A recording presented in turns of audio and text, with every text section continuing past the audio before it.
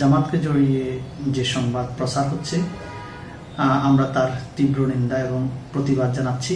গতকাল থেকে আজ পর্যন্ত চৌদ্দগ্রামে বীর মুক্তিযোদ্ধা আব্দুল হাই কানুকে লাঞ্ছিত করার ঘটনায় জামাতকে জড়িয়ে বিভিন্ন ইলেকট্রিক, প্রিন্ট মিডিয়া, সামাজিক যোগাযোগ মাধ্যম এবং নিউজ পোর্টালে জামাতকে জড়িয়ে যে সংবাদ প্রচার হচ্ছে আমরা তার তীব্র নিন্দা এবং প্রতিবাদ জানাচ্ছি।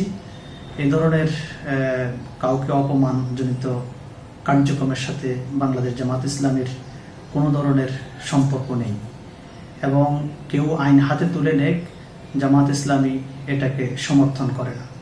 এই ঘটনার সাথে যারা জড়িত আছে প্রশাসনের দৃষ্টি আকর্ষণ করছি, আপনারা সেটাকে তদন্ত করুন, তদন্ত করে ব্যবস্থা গ্রহণ করুন।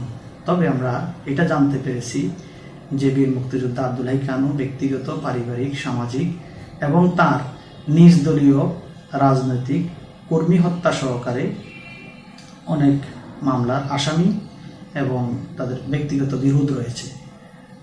সেই কারণে এরকম কোনো ঘটনা হয়েছে কিনা জানি না।